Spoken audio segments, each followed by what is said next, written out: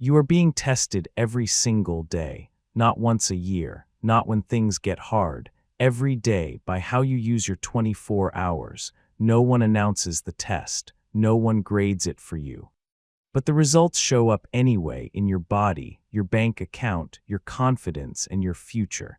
This audiobook will install a judge in your mind, a voice that watches your hours in real time, so failure feels immediate and correction becomes automatic.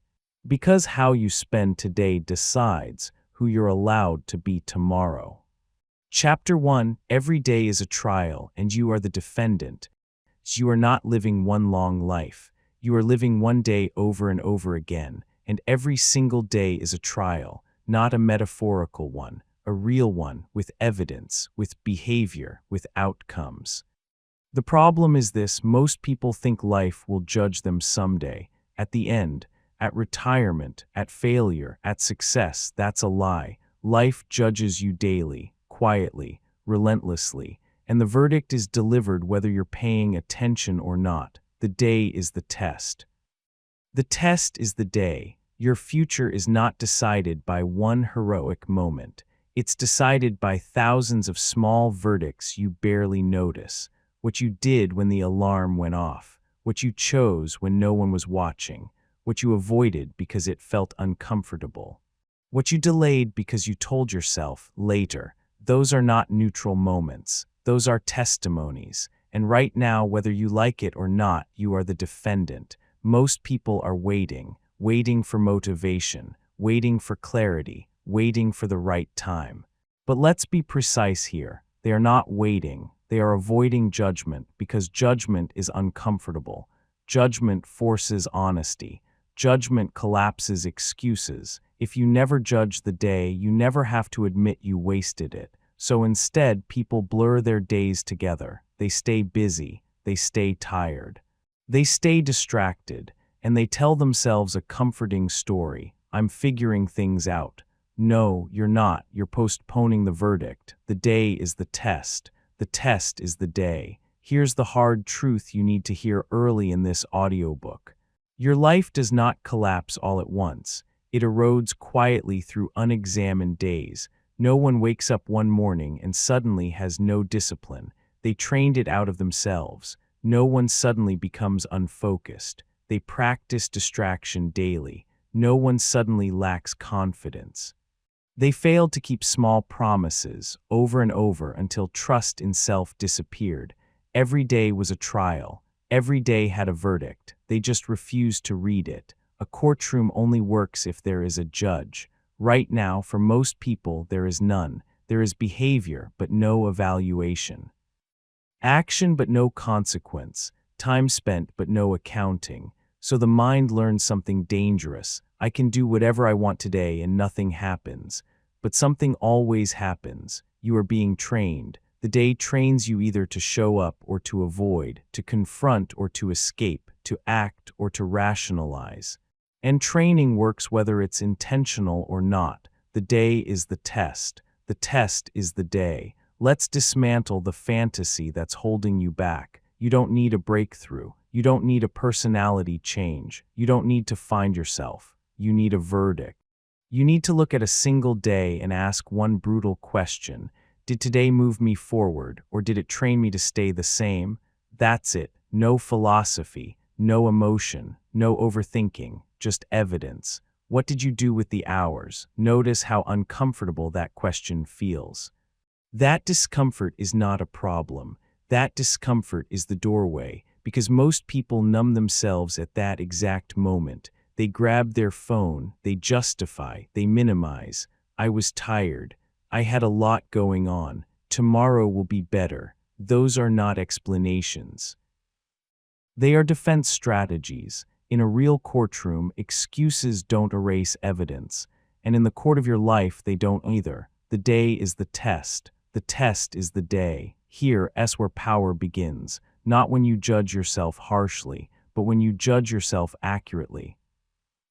This audiobook is not about self-hate, it's about self-respect.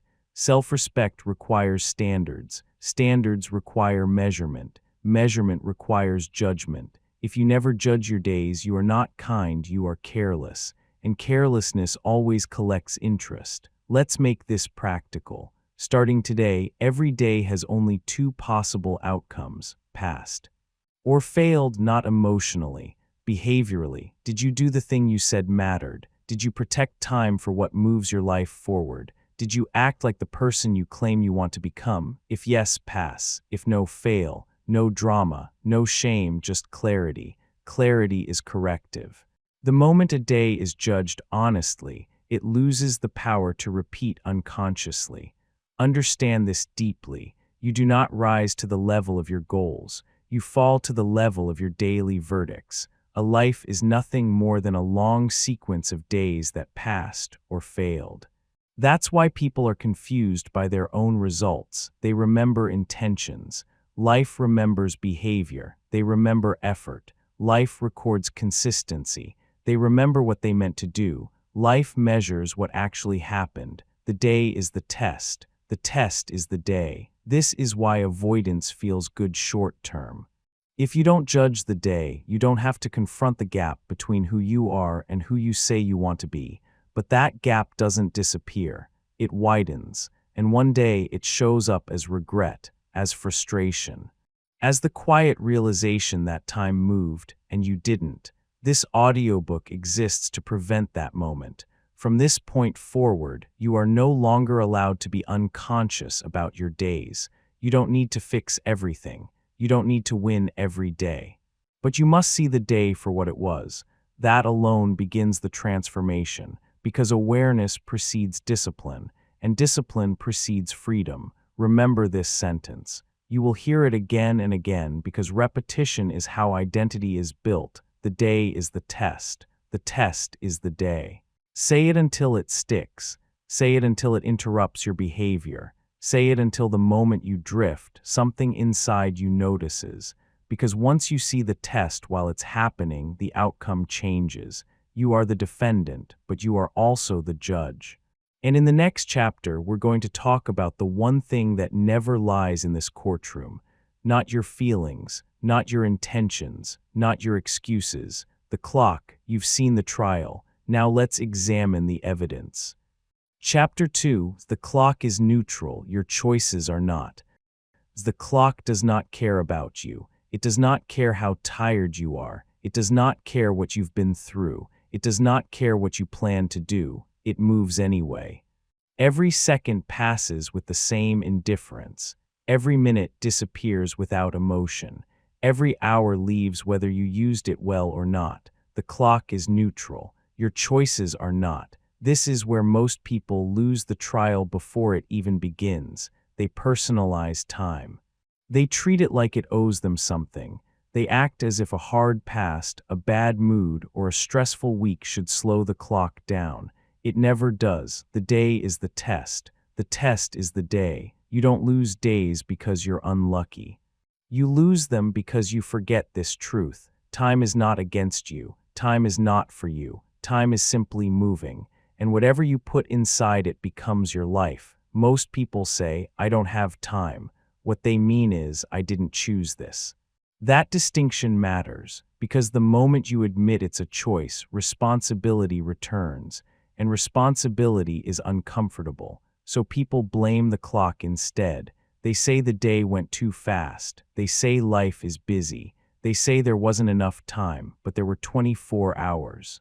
There are always 24 hours. The clock delivered its full allotment. You decided what to spend it on. The clock is neutral. Your choices are not. Look closely at how people talk about time. Listen to the language. I meant to. I wanted to. I tried to. None of those words show up on the scoreboard. Time does not record intentions. It records allocation.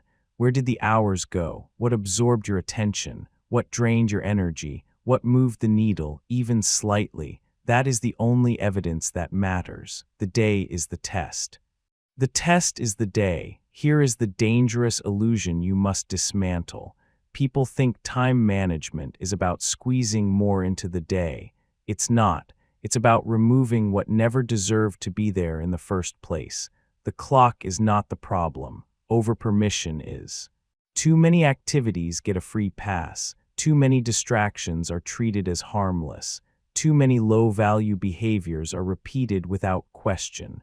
Scrolling, mindless entertainment, unstructured conversations that go nowhere, tasks that feel productive but change nothing.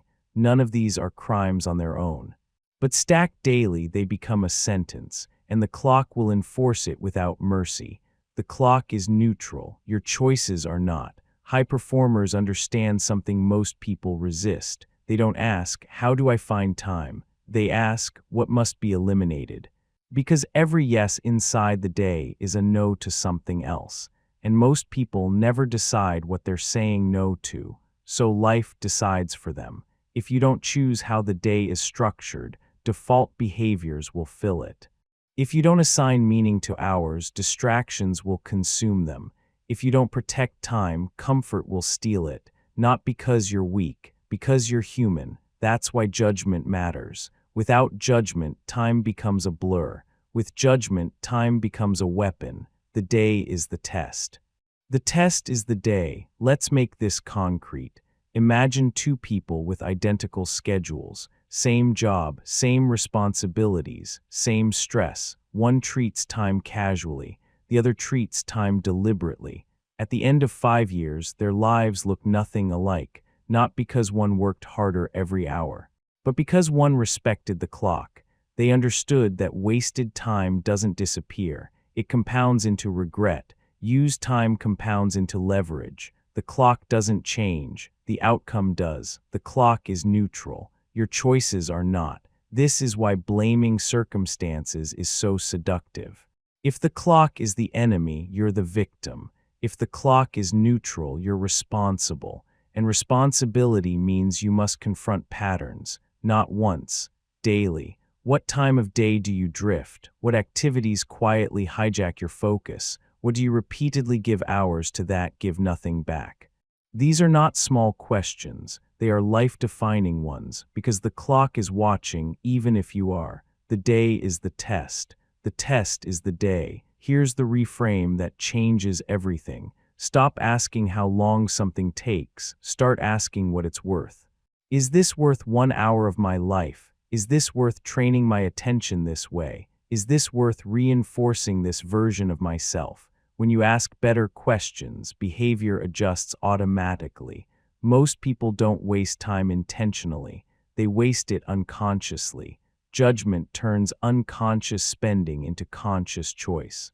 And once choice enters the room, discipline follows. Not forced discipline, natural discipline. The kind that doesn't feel heavy. The kind that feels obvious. The clock is neutral. Your choices are not. You must also understand this. Time does not punish you immediately. It waits. That's why people think they're getting away with it. 1 wasted day feels harmless. 10 wasted days feel forgettable. A year wasted feels abstract. Until suddenly it's 5 years, and the gap is undeniable. That's when people panic. That's when they say time is cruel. Time wasn't cruel. Time was consistent. You just weren't watching. The day is the test. The test is the day. From this point forward, you are not allowed to be vague with time. Vague goals create vague days. Vague days create vague lives. You don't need perfect structure. You need intentional anchors. 1 or 2 non-negotiable uses of time per day. Things that move your life forward regardless of mood. If the day contains those, it passes. If it doesn't, it fails. Simple, binary, honest. That's how you work with the clock instead of fighting it. The clock doesn't need motivation. It doesn't need rest. It doesn't need encouragement. It just keeps moving. Your job is to meet it with intention, because once you stop blaming time, you reclaim power. And power begins with ownership. The clock is neutral. Your choices are not. You've now seen the evidence. You understand the rules. In the next chapter, we're going to confront the most dangerous habit of all, the habit that lets days end without consequence, the habit that guarantees repetition of failure. You've met the clock. Now we address the missing verdict. Chapter 3: Stop letting days end without a verdict.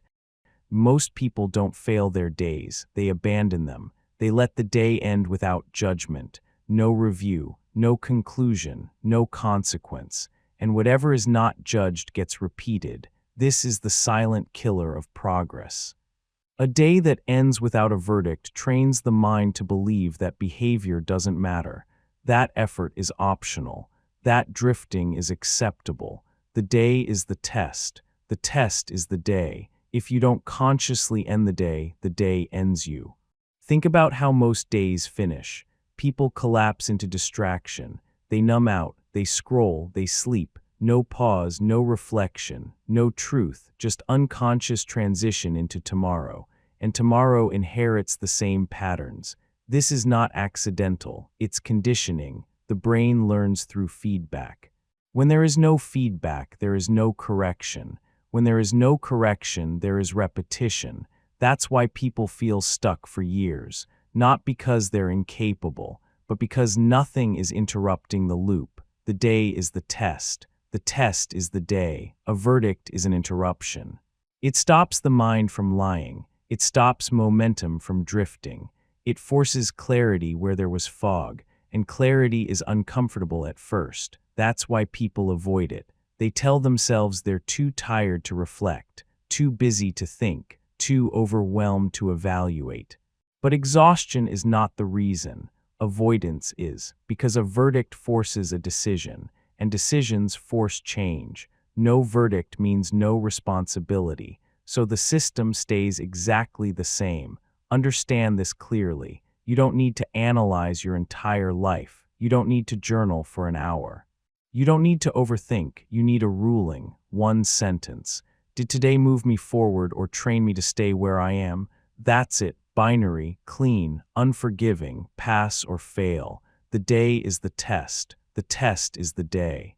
Most people resist this because they confuse judgment with punishment. They think if they judge the day honestly, they'll feel bad. They think it will destroy motivation. They think it will lead to shame. The opposite is true. Unclear days create anxiety. Judged days create peace. Why? Because the mind hates ambiguity. It hates not knowing where it stands. A clear fail is better than a vague maybe. A clear pass is fuel. What destroys motivation is pretending. What builds motivation is honesty. When you end the day with a verdict, the mind can rest. It knows where it stands. It knows what must change. No verdict keeps the mind spinning, replaying, justifying, escaping. That's why people can't sleep. They didn't close the day. The day is the test. The test is the day. Let's expose another lie. People think consistency comes from willpower. It doesn't. Consistency comes from feedback loops. Athletes watch film. Businesses track numbers. Pilots check instruments. But most people live their lives with no dashboard. They feel their way through days. They hope things are improving. They assume effort equals progress. Then they're shocked when years pass and nothing changed. You cannot improve what you do not measure, and measurement requires judgment. A verdict is measurement, not emotional, behavioral. Did you do what mattered? Yes or no? Everything else is noise. The day is the test. The test is the day. Here is where most people make a critical mistake. They only judge bad days. They say, today was rough, and move on. But they never judge good days. They never ask, why did today work? They never lock in the pattern. They never reinforce success. So even wins are wasted. A past day should be acknowledged, not celebrated. Acknowledged because acknowledgement strengthens identity. I am someone who keeps promises. I am someone who shows up. I am someone who uses days well. Identity is built through repetition plus recognition. Failing days need correction. Passing days need reinforcement. Both require verdicts. No verdict means no identity shift. The day is the test. The test is the day. Now let's talk about timing. The verdict must happen at the end of the day, not the next morning, not next week, not when it's convenient. Delay weakens impact. The closer the verdict is to the behavior, the stronger the correction. This is how the brain learns. Immediate feedback changes behavior. Delayed feedback creates rationalization. That's why you judge the day before sleep. Sleep locks patterns into memory. What you think about before sleep is what gets reinforced. If you drift into sleep without judgment, the brain records the day as acceptable, even if it was, so you wake up and repeat it. This is why this matters. You are programming yourself nightly. The day is the test. The test is the day. Let's make this brutally practical. At the end of every day, ask 3 questions. Did I do the one thing I said mattered today? Did I avoid what I knew was harmful or distracting? Did I act like the person I claim I want to become? You don't need perfect scores. You need honesty. If the answer is mostly yes, the day passes. If it's mostly no, the day fails. And here's the most important part. When a day fails, you do not punish yourself. You correct the next day. Punishment looks backward. Correction looks forward. Shame keeps you stuck. Correction moves you. This audiobook is about correction. A failed day is not an identity. It's information. Information tells you where structure is missing, where boundaries are weak, where habits are untrained. The verdict is not the end. It's the beginning of adjustment. The day is the test. The test is the day. Now understand the compounding effect. 1 verdict changes nothing. 7 verdicts change awareness. 30 verdicts change behavior. 90 verdicts change identity. That's how transformation actually happens, not through intensity, through repetition with awareness. Most people want change without accountability. They want progress without friction, but friction is where growth happens. The verdict is friction. It creates just enough discomfort to force alignment. Without it, life slides. With it, life sharpens. You are no longer drifting. You are steering, and steering requires feedback. The day is the test. The test is the day. From this chapter forward, there is no more vague ending to your days. No more "it was fine."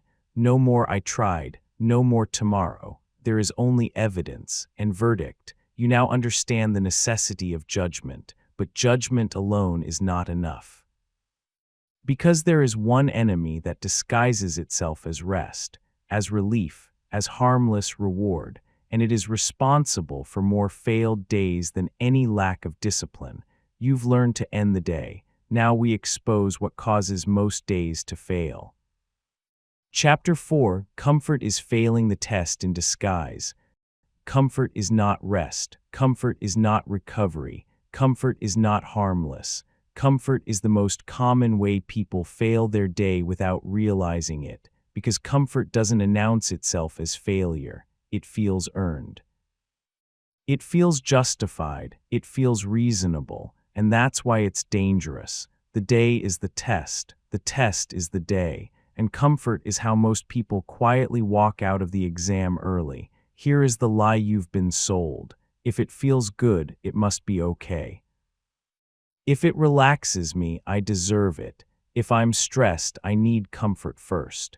No, what you need is honesty, because comfort does not ask what your future needs.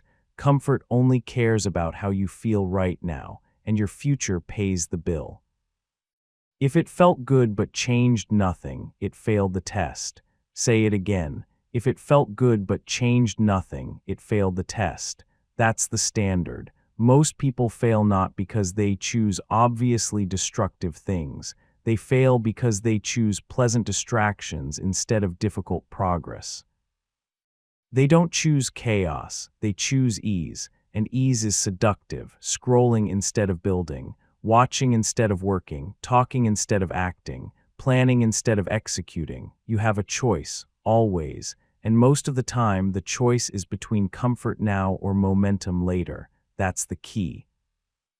Comfort trains avoidance. Momentum trains confidence. You don't need their permission to choose momentum. You don't need anyone to approve of your discipline. You don't need validation to do what you already know matters. But comfort will always offer you an excuse. It's been a long day.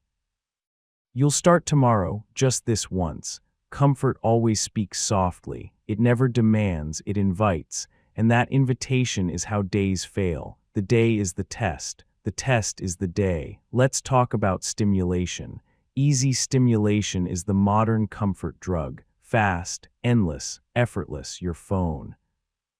Your shows, your feeds, your background noise, none of it is evil, but none of it is neutral either, because stimulation without effort trains the brain to avoid effort altogether.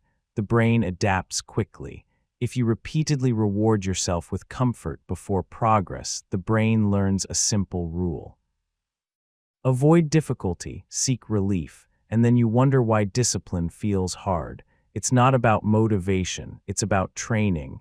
It's not about laziness, it's about conditioning. That's the key. Every time you choose easy stimulation over difficult progress, you are teaching yourself who you are.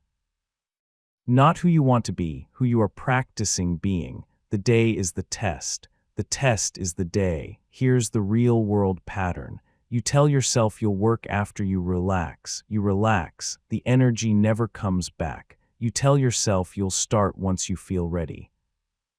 You wait, readiness never arrives. You tell yourself you deserve comfort because the day was stressful. The stress remains. The work doesn't get done. Comfort does not restore discipline. Discipline restores peace. If it felt good but changed nothing, it failed the test. You have a choice.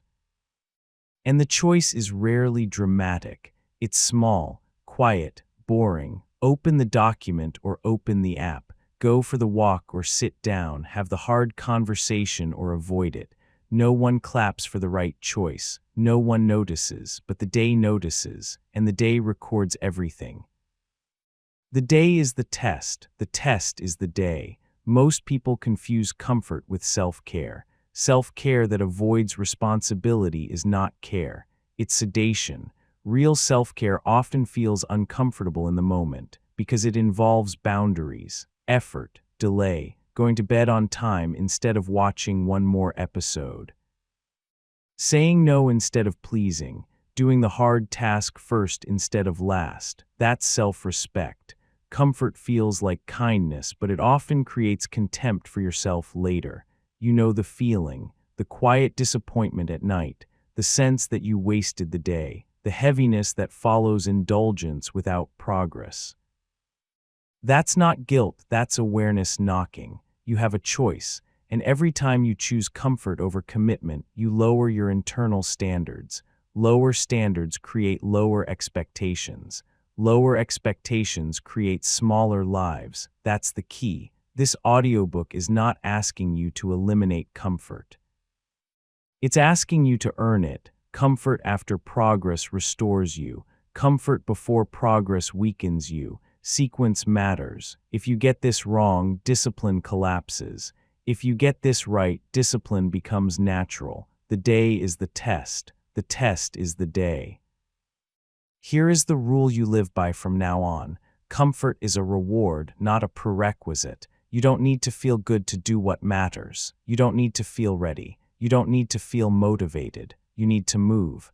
Action creates energy. Energy creates clarity. Clarity creates momentum. Comfort interrupts that chain. That's why high performers are not superhuman. They are just unwilling to negotiate with comfort during critical hours. They don't eliminate pleasure, they delay it. And delay is power. You have a choice. When the urge for comfort appears, you pause. You ask one question: will this change anything that matters? If the answer is no, you already know the verdict. If it felt good but changed nothing, it failed the test. That question alone will change your behavior, not because it's motivational, but because it's honest. Honesty removes confusion. Confusion is where comfort hides. That's the key. Let S be clear. Rest is not the enemy. Recovery is not weakness. But rest that avoids responsibility is sabotage. You know the difference. You always have. This audiobook is not giving you new information. It's removing your excuses. You don't need their permission to live with standards. You don't need approval to choose difficulty. You don't need an audience to build a disciplined life. You only need to stop lying to yourself about comfort. The day is the test. The test is the day. From this point forward, comfort is evaluated, not assumed. You don't ask, do I want this? You ask, did I earn this? That shift alone separates people who drift from people who build. And once you stop failing the test through comfort, something else becomes obvious. Discipline isn't about intensity, it's about respect. Respect for time, respect for effort, respect for the limited number of days you get. You've learned to judge the day. You've learned to stop blaming the clock. You've learned to see comfort for what it is. Now we move deeper. Because discipline is not force, it's not punishment, it's not aggression, it's judgment applied daily. You resisted comfort, now we refine control. Chapter 5, Discipline is not force, it's daily judgment. Most people misunderstand discipline. They think it's intensity. They think it's willpower. They think it's waking up angry, grinding harder, pushing more. That's not discipline, that's force. And force always burns out. Real discipline is quieter, colder. More precise, discipline is the refusal to lie to yourself about how the day was used. That's the key. You don't become disciplined by trying harder. You become disciplined by seeing clearer. Judgment creates discipline. Discipline creates freedom. Say it again. Judgment creates discipline. Discipline creates freedom. High performers understand this early. They don't wait to feel motivated. They don't rely on emotion. They don't negotiate with their mood. They rely on evaluation. They look at the day honestly. They tell the truth about their behavior, and they adjust. That's it. No drama, no self-hate, no theatrics. Just judgment. The day is the test. The test is the day. Most people try to force discipline without judgment. They set extreme rules. They make emotional promises. They swear this time will be different. Then they fail because the structure was never the problem. The problem was dishonesty. They didn't want to see how the day was actually spent. They wanted to feel disciplined without being accountable. It's not about motivation, it's about discipline. And discipline begins with truth. You have a choice. You can keep pretending your days are fine, or you can measure them. Only one of those creates change. That's the key. Judgment is uncomfortable at first because it removes fantasy. Fantasy says, I'm trying. Judgment says, here's what actually happened. Fantasy says, I had good intentions. Judgment says, intentions didn't show up. Fantasy protects the ego. Judgment builds the future. You don't need their permission to judge your own life. You don't need approval to raise your standards. You don't need validation to tell yourself the truth. Judgment creates discipline. Discipline creates freedom. Here's why judgment works when force fails. Force requires constant energy. Judgment requires awareness. Energy fluctuates. Awareness compounds. When you judge the day consistently, behavior starts to self-correct. You don't need to yell at yourself. You don't need to hype yourself up. You simply stop wanting to fail in front of your own standards. That internal friction is discipline. That's the key. Most people think discipline is about controlling action. It's not. It's about controlling the story you tell yourself about that action. If you lie about the day, the behavior repeats. If you tell the truth, the behavior adjusts. Simple, brutal, effective. The day is the test. The test is the day. Let's make this real. Think about the last time you felt undisciplined. What was really happening? Were you incapable, or were you unclear? Most of the time, it's the second. You didn't define what mattered that day. You didn't decide what a pass looked like. So the day drifted. Discipline cannot exist without definition. If everything matters, nothing does. If the day has no criteria, it cannot be judged. That's why high performers are selective. They don't overload their days. They choose a few non-negotiables, and then they judge the day based on those. That's the key. You don't need perfect discipline. You need consistent judgment. Judgment creates discipline. Discipline creates freedom. Freedom from chaos. Freedom from guilt. Freedom from constantly starting over. Because when judgment is present, restarting isn't dramatic. It's automatic. You fail a day, you see it. you adjust tomorrow. No spiral, no collapse, no identity crisis, just correction. That's discipline. You have a choice. You can punish yourself for failing, or you can judge and correct. Punishment looks backward, correction looks forward. Punishment weakens discipline, correction strengthens it. It's not about being hard on yourself. It's about being honest with yourself. That's the key. High performers are not disciplined because they are tougher. They are disciplined because they are clearer. They know exactly what they're measuring. They know exactly when they passed or failed. They don't blur the lines. Most people blur the lines to protect their feelings. High performers draw lines to protect their future. You don't need their permission to draw lines in your own life. The day is the test. The test is the day. Let's talk about motivation. Motivation is unreliable. It comes and goes. It responds to mood, sleep, stress, and environment. If your system depends on motivation, your results will always be inconsistent. Discipline does not depend on motivation. It depends on judgment. When judgment is in place, motivation becomes irrelevant. You act because the standard exists, not because you feel like it. That's freedom. Judgment creates discipline. Discipline creates freedom. This is why discipline feels lighter for people who have it. They're not fighting themselves all day. They're not debating every action. They already know what the day requires. Decision fatigue disappears because the verdict system is simple. Did I do what mattered today? Yes or no? That simplicity removes chaos.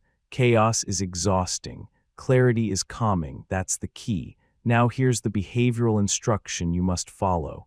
Every morning, define the day. 1 to 3 actions that matter, nothing more. Every night, judge the day. Based only on those actions, nothing else, not mood, not effort, not busyness. Evidence only. Did you do them or not? That's discipline. Anything beyond that is noise. You have a choice. You can keep making discipline emotional, or you can make it mechanical. Mechanical wins, mechanical compounds. The day is the test. The test is the day. Understand this deeply. Judgment is not cruelty. Judgment is clarity, and clarity is kindness to your future self. Every time you judge the day honestly, you send a signal inward. I am paying attention. I am in control. My actions matter. That signal builds self-trust. Self-trust is the foundation of confidence. Confidence is the foundation of execution. This is how discipline turns into freedom. Judgment creates discipline. Discipline creates freedom. Without judgment, you feel stuck. With judgment, you feel directed. Direction eliminates anxiety. Anxiety comes from not knowing if you're doing enough. Judgment answers that question. You either did or you didn't, and once you know, you can act. No more guessing, no more drifting, no more pretending. You don't need their permission to live this way. You don't need society to approve. You don't need applause, you need standards, and you need the courage to enforce them daily. That's discipline, and discipline is not force. It's judgment applied consistently. You've now stripped discipline of its drama. You've removed the myths. You've replaced intensity with precision.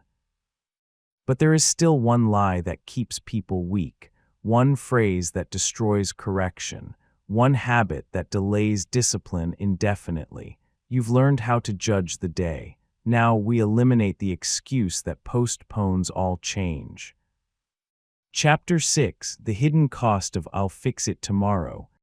Tomorrow is the most expensive lie you tell yourself, not because tomorrow never comes, but because tomorrow delays correction.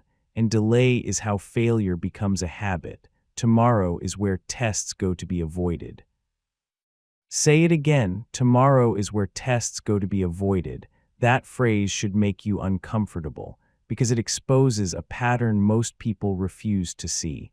I'll fix it tomorrow sounds responsible. It sounds mature. It sounds patient. But in reality, it's avoidance dressed as optimism. The day is the test. The test is the day. and tomorrow is how people step out of the room before the verdict is delivered. You have a choice. You can correct today, or you can train delay. There is no third option. Every time you say tomorrow, the brain learns something. It learns that consequences are negotiable. It learns that standards can wait. It learns that discomfort can be postponed. And the brain loves postponement. That's the key. The brain does not change through intention. It changes through timing. Immediate correction rewires behavior. Delayed correction reinforces it. That's why tomorrow is so dangerous. It doesn't feel like failure. It feels like responsibility. But every uncorrected day trains the brain that delay is acceptable. And what the brain accepts, it repeats. Tomorrow is where tests go to be avoided. Most people think procrastination is about laziness. It's not. It's about pain management. The brain chooses relief now over improvement later, and tomorrow provides relief. It removes pressure. It removes accountability. It removes urgency. And urgency is the engine of change. You don't need their permission to act today. You don't need perfect conditions. You don't need a better mood. You need to stop lying to yourself about tomorrow. That's the key. Look closely at the pattern. You miss a workout. I'll fix it tomorrow. You waste a day. I'll reset tomorrow. You avoid the hard conversation. I'll deal with it tomorrow. One tomorrow becomes two becomes a week becomes a habit, and suddenly you're not fixing anything. You're maintaining a pattern. The day is the test. The test is the day. Tomorrow creates a dangerous illusion. It makes you feel like you're still in control, even when you're not. It lets you believe change is coming without demanding action now. But control is not what you plan. Control is what you do, and action delayed is discipline denied. It's not about willpower, it's about discipline. And discipline requires immediacy. That's the key. High performers understand this instinctively. They don't say, I'll fix it tomorrow. They say, I failed today. Correction starts now. Not emotionally. Logistically, they don't spiral, they adjust. They don't wait for a clean slate. They act inside the mess. Because they know something most people avoid.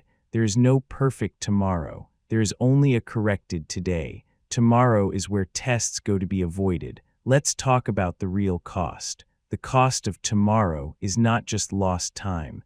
It's lost credibility with yourself. Every time you postpone correction, you send yourself a message. My word doesn't matter. Standards are flexible. I don't have to listen to myself. That erosion is subtle, but it's devastating because self-trust is the foundation of discipline. Once self-trust is gone, motivation collapses. Not because you're weak, but because your brain no longer believes you. That's the key. You cannot build discipline on broken promises to yourself. Tomorrow breaks promises quietly. The day is the test. The test is the day. Here's the shift you must make. Stop using tomorrow as a solution. Start using tomorrow as a continuation. Correction begins the moment failure is recognized, not the next morning, not next week, not when it feels right. Now, that doesn't mean fixing everything today. It means changing direction today. One action, one boundary, one adjustment. That's discipline. You have a choice. When you notice a failed day, you either correct the trajectory or reinforce it. There is no neutral response. Ignoring failure is a response. Postponing correction is a response. And the brain records both. Tomorrow is where tests go to be avoided. Let's make this practical. You planned to work for an hour, you wasted it. Most people say, I'll make up for it tomorrow. That trains delay. The disciplined response is different. You shorten the loss. You immediately reclaim 5 minutes. You do something small but corrective. Write one paragraph. Send one email. Do 10 minutes. That act does something powerful. It tells the brain, failure does not end the day. That's the key. When failure ends the day, it becomes an identity. When correction happens inside the day, failure becomes irrelevant. High performers are not people who never fail days. They are people who refuse to let failure on the rest of the day. That's discipline. It's not about perfection, it's about immediacy. You don't need their permission to correct midday. You don't need a reset ritual. You don't need to start over. You need to interrupt the pattern. The day is the test is the day. Tomorrow also creates a false sense of fairness. People think, I'll balance it out later. But time doesn't balance, it accumulates. Missed effort doesn't disappear, it compounds into gaps, and those gaps don't close themselves. That's why people wake up years later confused. They thought tomorrow was handling it. Tomorrow never handled anything. Tomorrow is not a worker. Tomorrow is a delay mechanism. That's the key. From this point forward, you operate under a new rule. No correction is allowed to wait until tomorrow. Not all improvement, correction. Correction is immediate. Improvement is gradual. That distinction matters. Immediate correction preserves standards. Gradual improvement builds skill. Most people try to improve tomorrow. They should be correcting today. You have a choice. The moment you notice avoidance, distraction, or drift, you act. You don't fix the whole problem. You prove to yourself that delay is not in control. One small corrective action defeats the lie of tomorrow. Tomorrow is where tests go to be avoided. You also need to understand this. Tomorrow feels safer because it removes risk. Acting today risks discomfort. Acting today risks effort. Acting today risks failure again. But discipline is built by choosing risk over relief. Relief feels good now. Risk builds capacity later. It's not about fear, it's about discipline. That's the key. Every time you act today instead of postponing, you train something critical. You train responsiveness. Responsiveness beats motivation every time. Motivation waits for conditions. Responsiveness moves regardless. The day is the test. The test is the day. So here is the standard you live by now. When you fail, you don't negotiate with tomorrow. You adjust now, not emotionally, behaviorally. That one shift alone will change your trajectory, because the brain learns fastest from immediate cause and effect. Tomorrow breaks that link. Today strengthens it. You don't need their permission to stop postponing your life. You don't need approval to act now. You don't need to feel ready. You need to stop giving tomorrow power it doesn't deserve. Tomorrow is not a strategy. It's an escape, and escapes never build anything. You've now removed one of the most dangerous habits in existence. You've cut off delay at the source, but there is still a deeper layer. Because even when people stop delaying, they often don't realize what they are training themselves to become.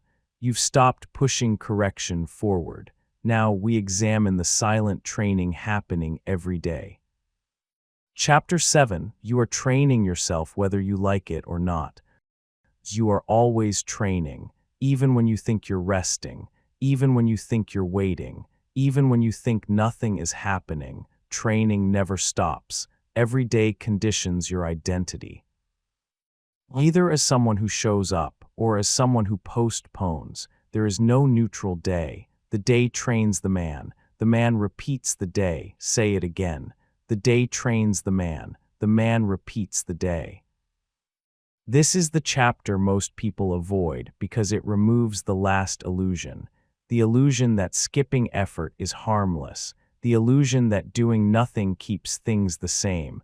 The illusion that avoidance has no cost. Skipped effort is not neutral. It actively trains weakness. That's the key. When you avoid a hard task, you don't just avoid progress. You reinforce avoidance as a response. You teach your nervous system, this is how we handle difficulty. And the nervous system learns fast. You have a choice. Every time discomfort appears, you either train engagement or train escape. One builds capacity, the other builds fragility. The day is the test is the day. Most people believe identity is something you discover. It's not. Identity is something you practice. You do find out who you are. You rehearse who you are daily. If you repeatedly delay, you are practicing being a delayer. If you repeatedly avoid, you are practicing avoidance. If you repeatedly show up, you are practicing reliability. And practice becomes automatic. That's the key. Your future self is not created by intention. It is created by repetition. The day trains the man repeats the day. This is why people feel stuck in patterns they don't agree with. They say, "This isn't who I want to be," but it is who they have been practicing. The body doesn't care about desire. The brain doesn't care about goals. They care about what you do repeatedly. That's discipline. It's not about personality, it's about discipline. It's not about motivation, it's about discipline. It's not about talent, it's about discipline. And discipline is trained daily. You don't need their permission to accept this truth. You don't need approval to take responsibility. You don't need validation to stop lying to yourself. You are always training. The question is, what? The day is the test. The test is the day. Let's get specific. When you skip a workout, you train the ability to skip. When you ignore an email you should send, you train avoidance. When you procrastinate a difficult task, you train delay, and the brain logs all of it, not consciously, neurologically. The next time the same challenge appears, the brain remembers the last response, and it suggests it again. That's how habits form. That's the key. People think habits are about repetition of action. They're also about repetition of non-action. Not doing something is still training the wrong thing. The day trains the man repeats the day. This is why "I'll start later" is so destructive. It's not just lost time, it's rehearsed delay. Delay becomes the default response. Then people wonder why urgency disappears, why discipline feels foreign, why action feels heavy. They train that response. You have a choice. At every decision point, you are either reinforcing strength or rehearsing weakness. There is no in-between. That's the key. High performers are not people who feel strong all the time. They are people who refuse to rehearse weakness. They don't let avoidance become familiar. They don't let delay become comfortable. They understand something fundamental. Familiarity breeds identity. Whatever you do often, you become. The day is the test. The test is the day. This is also why small actions matter more than dramatic ones. One dramatic effort does not retrain identity. Consistent small actions do. Showing up when it's inconvenient, doing the task when it's boring. Acting even when the result is unclear. Those moments shape identity, not the highlights, the repetitions. That's the key. You don't rise to who you want to be. You sink to what you practice daily. And practice is happening whether you're conscious of it or not. You don't need their permission to stop practicing the wrong version of yourself. Now let's address the excuse people cling to. "I'll be more disciplined when things calm down." That's a lie. Calm does not create discipline. Pressure reveals training. When pressure arrives, you don't rise, you default. You default to whatever you practiced in normal conditions. If you practiced avoidance, you avoid. If you practiced engagement, you engage. That's discipline. It's not about calm, it's about discipline. The day is the test. The test is the day. Here's another hard truth. You don't train confidence by succeeding all the time. You train confidence by responding well to resistance. Confidence is not an emotion, it's a memory of showing up. Every time you act despite discomfort, you deposit evidence. I can handle this. I don't collapse under pressure. Every time you avoid, you deposit the opposite. That's the key. Your self-image is built from evidence, not affirmations. And evidence is created by action. You have a choice. You can keep telling yourself stories about who you are, or you can train who you are. Training always wins. The day trains the man repeats the day. Now let's turn this into behavior. You must stop asking, "What do I feel like doing?" that question trains impulse. You start asking, what am I training right now? That question changes everything. Before you skip, before you delay, before you distract, you pause. What does this train? If the answer is weakness, avoidance, or drift, you already know the cost. If the answer is strength, reliability, or focus, you act. That's discipline, not force. Awareness plus choice. That's the key. You don't need to overhaul your life to change training. You need to interrupt patterns, one moment at a time, one decision at a time. Training compounds fast. One corrected response today makes the next one easier. One avoided correction makes the next one harder. That's why days matter so much. The day is the test. The test is the day. Understand this clearly. Your identity is not fixed, but it is faithful. Faithful to what you repeat. If you repeat discipline, identity follows. If you repeat avoidance, identity follows. Identity is obedient to behavior. You don't need their permission to retrain yourself. You don't need to wait for a life event. You don't need a breakdown to justify change. You need awareness and choice. That's the key. From this chapter forward, you no longer get to say, it doesn't matter. It always matters. Every skipped effort matters. Every completed effort matters. Every delayed action matters, because training never pauses. The day trains the man repeats the day. Now here's the empowering truth. If training is always happening, you can use that to your advantage. You don't need perfect days.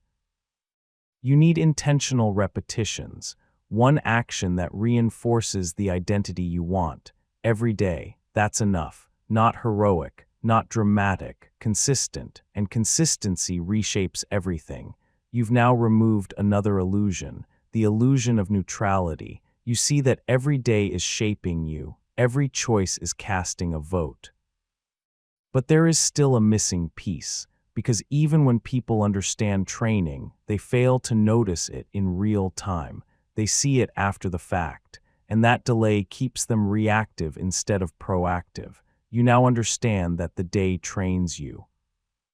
Next, we install the awareness that watches the training as it happens.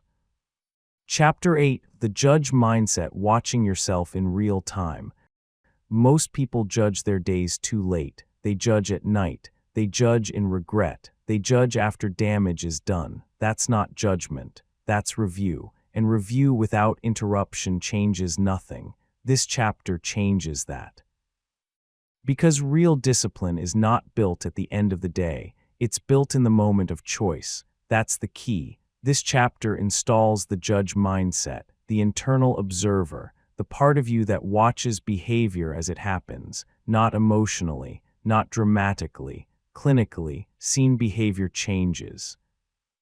Say it again, seen behavior changes. Most people are unconscious inside their own lives. They operate on autopilot, impulse to action, urge to relief. Then they look back and ask, how did this happen? It happened because no one was watching. The day is the test. The test is the day, and a test without a proctor invites cheating. You have a choice. You can live inside the impulse, or you can watch it. Watching creates space. Space creates choice. That's the key. The judge mindset is not self-criticism. It's not harshness. It's not constant self-talk. It's awareness without attachment. You notice what you're about to do, and because you notice it, the spell weakens. Seen behavior changes. Think about this. How many bad decisions rely on secrecy? How many distractions survive only because they're unconscious? The moment you see yourself reaching for the phone, the moment you hear the excuse forming, the moment you notice the urge to delay, something shifts, power returns. That's discipline. It's not about strength, it's about discipline. And discipline begins with awareness. You don't need their permission to watch yourself. You don't need approval to interrupt your own patterns. You don't need to explain anything to anyone. This is internal. The day is the test. The test is the day. Let's expose the pattern. Most people think failure starts with action. It doesn't. It starts with a thought. I'll just check this. I deserve a break. I'll do it later. That thought feels harmless, but it's the doorway. If no one is watching, the thought becomes action. If awareness is present, the chain breaks. Seen behavior changes. High performers don't have fewer impulses. They have more awareness. They notice the urge before it owns them. They notice the excuse while it's forming. They notice drift as it begins, not after hours are gone. That's the difference. You have a choice. You can let impulses decide, or you can observe them. Observation creates authority. That's the key. Now let's be very clear.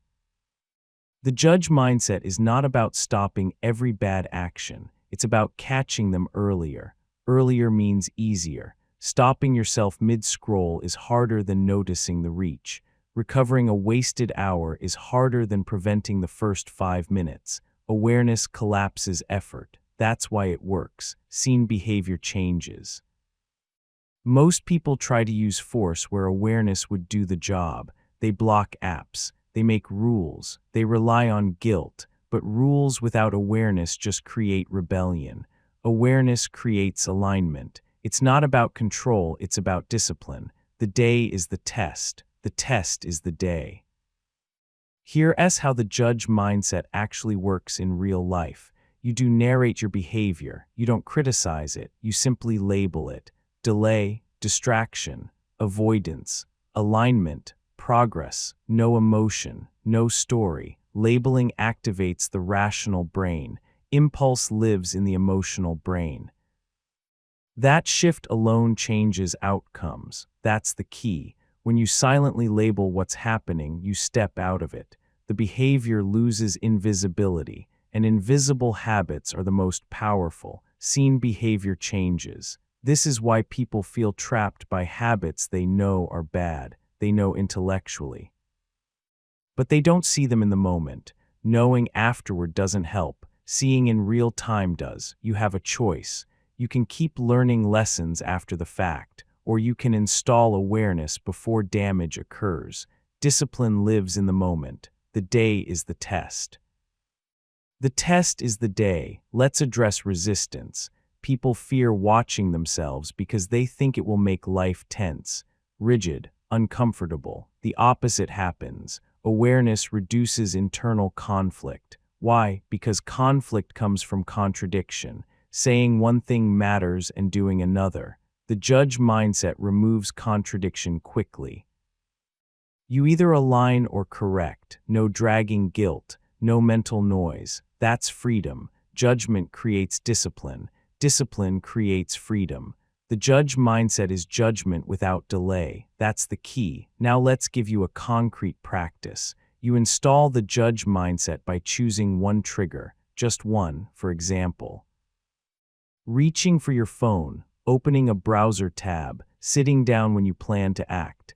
Every time that trigger appears, you pause for 2 seconds, and you ask one question. What am I training right now? That question forces awareness, and awareness forces choice. You have a choice: act aligned or act unconsciously. Seen behavior changes. Do not underestimate how powerful this is. Most behavior runs on speed. Slowing it by 2 seconds changes the entire system. This is how discipline becomes sustainable, not through force, through interruption. That's the key. You don't need their permission to pause. You don't need approval to choose alignment. You don't need motivation. You need awareness. Now understand something critical. The judge mindset does not mean perfection. You will still make poor choices sometimes. The win is not zero failure. The win is faster correction. When awareness is present, recovery time shrinks. Instead of wasting hours, you waste minutes. Instead of wasting days, you waste moments. That's progress. The day is the test. The test is the day. This is also how confidence is built. Confidence comes from catching yourself. From knowing you can interrupt your own patterns. That knowledge is stabilizing. You trust yourself more because you're watching. Self-trust grows when awareness is consistent. That's discipline. It's not about confidence, it's about discipline. Seen behavior changes. Now let's expose another lie. People think awareness means overthinking. It doesn't. Awareness is noticing, not analyzing. Analysis drains energy. Noticing conserves it. You are not debating. You are observing. Label, choose, move, simple. That's the key. From this point forward, you are no longer allowed to say, I didn't realize. You may still choose wrong sometimes. But you will choose consciously, and conscious failure is always temporary. Unconscious failure repeats. The judge mindset is what stops repetition. The day is the test. The test is the day. You are now watching yourself in real time. You are no longer asleep inside your habits. You are present at the point of decision. That alone separates you from most people, but awareness alone is not the end, because once you can see yourself clearly, another truth becomes uncomfortable. The truth that progress is not exciting, that winning days are not dramatic, that consistency feels boring. And boredom is where many people quit. You've installed the judge. Now we redefine what success actually looks like day to day. Chapter 9, Winning Days Are Boring, and That's Why They Work. Most people quit on the days that matter most, not the hard days, not the crisis days, the boring ones, the days with no drama, no adrenaline, no applause. Those are the days that build everything. And most people abandon them. That's the key. They think progress should feel intense. They think change should feel emotional. They think growth should feel like a breakthrough. That belief ruins lives because real progress feels ordinary. Boring days build dangerous momentum. Say it again. Boring days build dangerous momentum. The day is the test. The test is the day. Winning days rarely feel like winning. They feel like routine, repetition, mundane effort. And because they feel unimpressive, people sabotage them. They chase excitement instead. New plans, new systems, new motivation, anything to avoid repetition. You have a choice. You can chase novelty, or you can build momentum. Novelty excites, momentum transforms. That's the key. People fail not because they can't work hard. They fail because they can't work consistently without emotional reward. They need to feel something to act. Discipline doesn't need to feel anything. It acts anyway. It's not about emotion, it's about discipline. The day is the test. The test is the day. Let's be honest. Most people don't want results. They want the feeling of starting. Starting feels powerful. Consistency feels quiet. Starting creates identity without effort. Consistency requires identity to already exist. That's why people restart over and over. They are addicted to beginnings, but nothing compounds at the beginning. Compounding lives in the middle. Boring days build dangerous momentum. This is where the judge mindset from the last chapter becomes essential, because when days are boring, the impulse to drift increases. You don't feel watched, you don't feel pressure, you don't feel urgency. That's when habits decide everything. You have a choice. You can let boredom become an excuse, or you can let it become proof. Proof that you are no longer dependent on excitement. That's the key. High performers understand something most people miss. They don't measure days by how they feel. They measure days by alignment. Did I do what mattered? Did I avoid what didn't? Did I show up? That's it. No emotion required. Boring days build dangerous momentum. People ask, how do you stay motivated? Wrong question. Motivation is unreliable. Boring days don't feed it.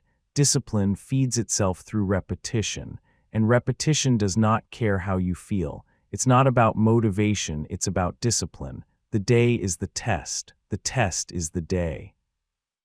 Here's the uncomfortable truth. If your progress depends on excitement, it will collapse under boredom, and boredom is guaranteed. Every long-term goal passes through a long stretch of nothing special.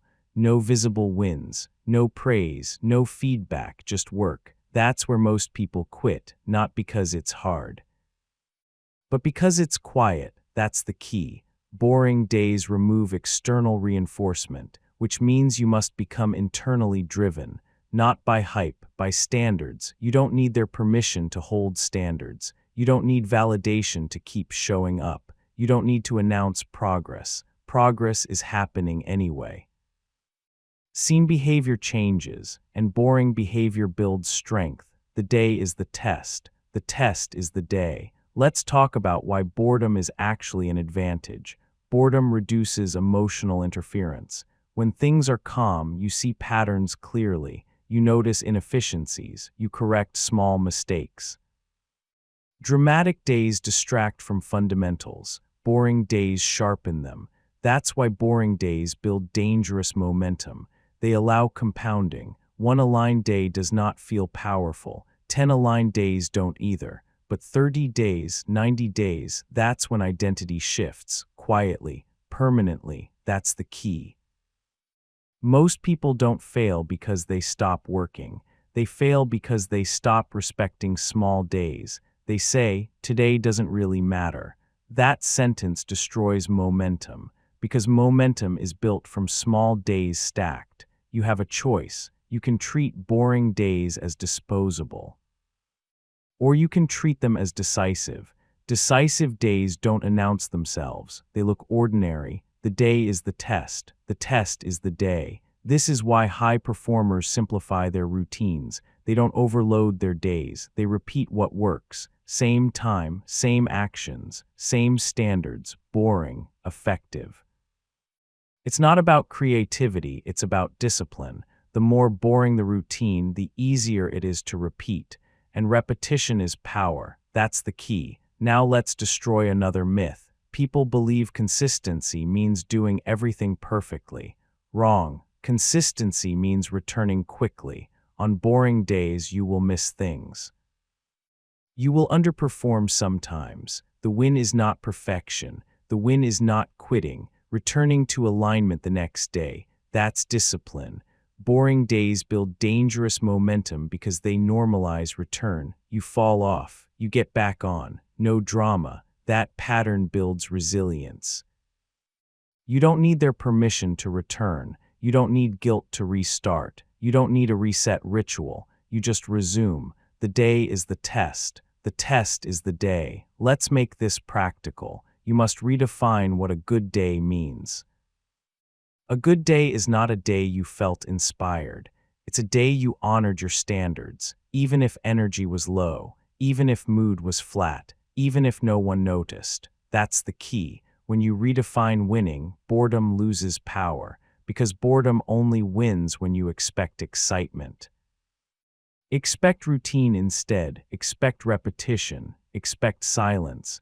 Boring days build dangerous momentum. This is also how you escape burnout.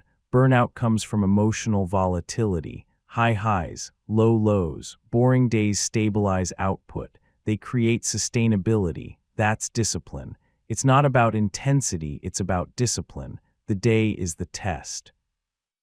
The test is the day. Now here's the final shift. You stop asking, did today feel productive? You start asking, did today move me forward even slightly? Slight movement compounds, excitement fades, momentum stays. That's the key. You are no longer chasing breakthroughs. You are building inevitability. Inevitability is quiet. Inevitability is boring. Inevitability wins. Boring days build dangerous momentum. And when momentum is strong enough, results become unavoidable. People will call it luck. They will call it talent. They will call it timing. You will know the truth. It was repetition. You now understand how to win days without needing emotion. But one final obstacle remains. Even with awareness and consistency, many people still bleed time without noticing. Not through big distractions, through small leaks. And those leaks quietly fail the daily test. You've learned to win boring days. Now we eliminate the silent likes that sabotage them. Chapter 10, The Scoreboard Never Lies. At some point, excuses stop working, stories lose power, Intentions don't matter. Effort doesn't count. Only results remain. That's the scoreboard. And the scoreboard never lies. Say it clearly. The scoreboard is honest even when you're not. Most people argue with reality instead of learning from it. They explain, they justify, they blame circumstances, but the scoreboard doesn't listen. It simply reflects how your days were spent. The day is the test. The test is the day. Your health is a scoreboard. Your income is a scoreboard. Your confidence is a scoreboard. Your peace of mind is a scoreboard. None of these are accidents. They are records of daily behavior. That's the key. People want to debate potential. The scoreboard shows proof. You don't need to wonder if your system is working. You just look. If energy is low, the scoreboard is speaking. If money is tight, the scoreboard is speaking. If anxiety is constant, the scoreboard is speaking. Not judging, reporting. The scoreboard is honest even when you're not. You have a choice. You can keep arguing with the numbers. Or you can learn from them. Learning changes outcomes. Arguing repeats them. That's the key. Let's remove emotion from this. The scoreboard is not punishment. It's feedback, clear, immediate, unbiased. But feedback only helps if you're willing to look. Most people avoid the scoreboard because it threatens identity. They say, I work hard. The scoreboard says, not in the right places. They say, I'm disciplined. The scoreboard says, not consistently. That discomfort is where growth begins. It's not about self-esteem, it's about discipline. The day is the test. The test is the day. Here's the hard truth. You cannot hide from cumulative evidence. One bad day doesn't define you, but repeated days do. The scoreboard doesn't care about explanations. It cares about patterns. Patterns are visible. That's the key. Look at health. Bodies don't lie. They reflect sleep patterns, movement habits, food choices.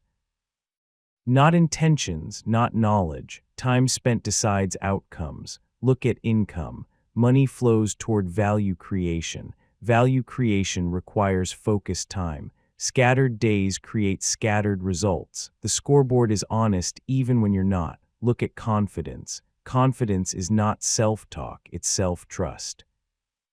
Self-trust is built by keeping promises to yourself. If promises are broken daily, confidence collapses. That's not psychology, that's accounting. The day is the test. The test is the day. Look at peace of mind. Peace is not found. It's earned through aligned days.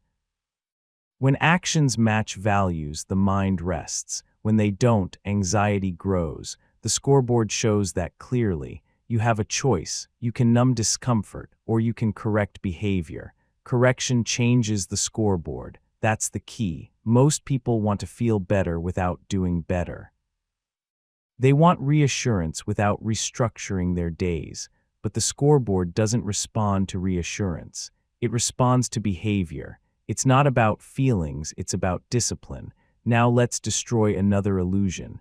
People think results lag so far behind actions that daily choices don't matter. Wrong. Results lag just enough to allow denial. That's the danger. Small daily misuses of time don't punish immediately. They compound quietly. Until one day the scoreboard shocks you. That shock wasn't sudden. It was delayed feedback. The scoreboard is honest even when you're not. This is why daily judgment matters. You cannot wait for big results to adjust behavior. By then, damage is already done. You must use small signals: energy, focus, mood, output. These are early scoreboard indicators. Seen behavior changes, and seen results guide correction. That's discipline. The day is the test. The test is the day. Now let's make this practical. You must choose 3 scoreboards to watch. Not 10, not everything. 3. 1 physical, 1 professional, 1 internal. For example, energy levels, daily output, mental clarity. You track them honestly. No stories, no excuses, just observation. The scoreboard is honest even when you're not. If energy drops, you don't complain. You adjust sleep, food, movement. If output drops, you don't panic. You adjust focus and structure. If clarity drops, you reduce noise and distraction. Correction is simple when feedback is clear. That's the key. Most people fail because they look away. They distract themselves from the scoreboard. They stay busy to avoid data. But avoidance doesn't stop scoring. The points still count. You don't need their permission to look at your life honestly. You don't need approval to admit misalignment. You don't need shame to motivate change. You need accuracy.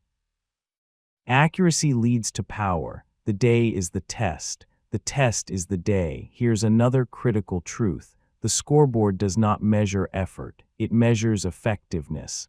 Effort without direction produces exhaustion. Direction without effort produces frustration. Aligned effort produces results. That's discipline. It's not about trying harder, it's about disciplining time.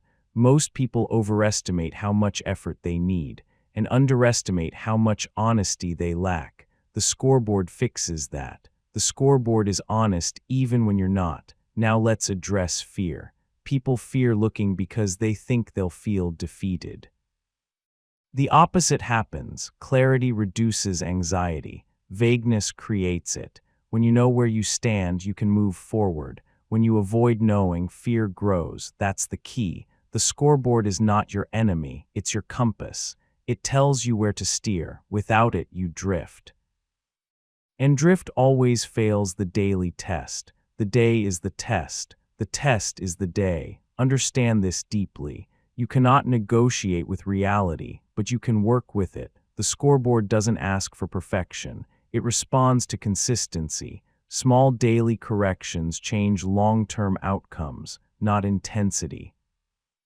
Not drama, consistency. Boring days build dangerous momentum, and the scoreboard confirms it. Now here's the final shift in this chapter. You stop asking, how do I feel about my progress? You start asking, what does the scoreboard say? Feelings fluctuate. Scoreboards accumulate. Trust accumulation. That's discipline. It's not about optimism, it's about discipline. You have a choice. You can keep your self-image comfortable, or you can make your future inevitable. Inevitability is built by aligning days with desired results. The scoreboard will always reflect that alignment. The scoreboard is honest even when you're not. At this point in the audiobook, there is nowhere left to hide. You understand the test. You understand training. You understand awareness. You understand consistency. Now you must face the final responsibility. The responsibility to close each day deliberately, to end the test consciously, to decide not drift into tomorrow. You've learned how the scoreboard works. Now you learn how to lock in the win before the day ends. Chapter 11, Pass enough days and your life changes automatically.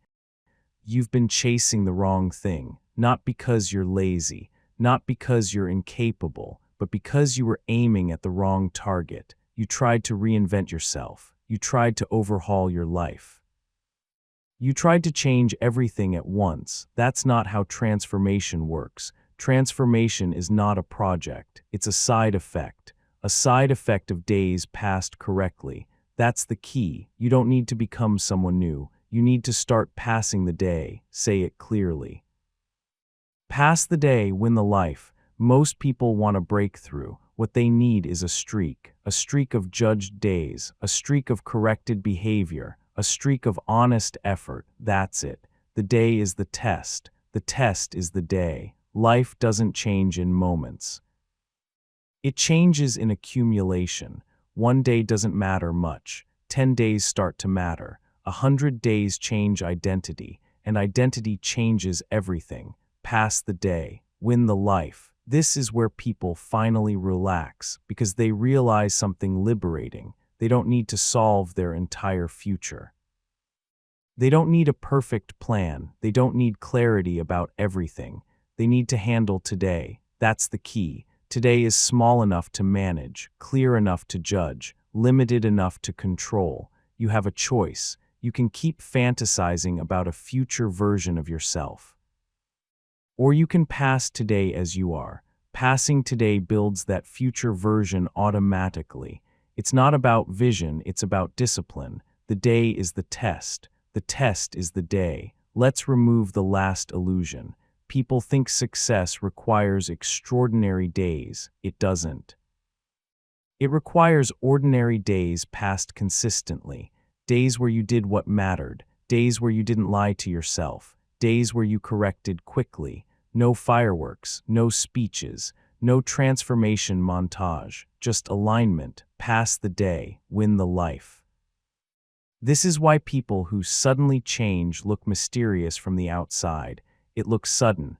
It was invisible accumulation. Hundreds of days no one clapped for, no one noticed, no one encouraged. They passed them anyway. That's discipline. You don't need their permission to pass your days quietly. You don't need validation to stay consistent. You don't need recognition to continue. Results will introduce you later. The day is the test. The test is the day. Here's the most important mental shift in the entire audiobook. You stop asking, is this enough to change my life? That question overwhelms you. You start asking, is this enough to pass today? That question focuses you, and focus produces consistency. Consistency produces accumulation. Accumulation produces transformation. That's the key. Pass the day, win the life. Now let's talk about inevitability. When enough days are passed, results stop being optional. Health appears, confidence stabilizes, opportunities increase, not because you chased them, because your behavior made them unavoidable. That's power. Most people live hoping things work out. Disciplined people live knowing outcomes are being built daily, quietly, relentlessly. The day is the test. The test is the day. This is also where pressure disappears. When you only focus on today, anxiety shrinks. The future doesn't need to be carried. Yesterday doesn't need to be relived. Only today matters, and today is manageable. That's the key. You don't burn out passing days. You burn out trying to carry entire lives mentally. Passing the day is light work. You wake up, you judge, you act, you correct, you close the day, repeat, pass the day, win the life. Now understand this. You will still have bad days. Passing the day does not mean perfection. It means honesty. You may fail parts of the test, but you don't fail the day if you see it clearly. Seeing creates correction. Correction creates momentum. That's discipline. It's not about flawlessness, it's about discipline. The day is the test. The test is the day. People ask, what if I mess up? You will. The question is not if, it's how long you let it continue. One bad day does not change your life. A pattern does. Passing days breaks patterns. That's the key. You don't spiral. You don't dramatize. You correct and continue. That skill alone separates winners from everyone else. Now let's make the final instruction painfully simple. Every morning you enter the test. Every evening you close the test. In the morning you ask one question. What does passing today require? Not everything. Not perfection, just passing. In the evening you ask another. Did I pass today? If yes, you reinforce. If no, you correct. No emotion, no self-attack, just judgment. Judgment creates discipline. Discipline creates freedom. Pass the day, win the life. This is how lives quietly transform, not through declarations. Through decisions, not through motivation. Through standards, not through hope. Through repetition. The day is the test. The test is the day. At some point you will look up, and your life will feel different, not because of one moment, but because of many past days. Confidence will feel stable. Health will feel normal. Discipline will feel natural. That's when you realize the truth. You didn't change your life. You changed how you used your days, and life followed. Pass the day. Win the life. This audiobook does not end with inspiration. It ends with responsibility. You now know the rules of the game. You know the test is daily.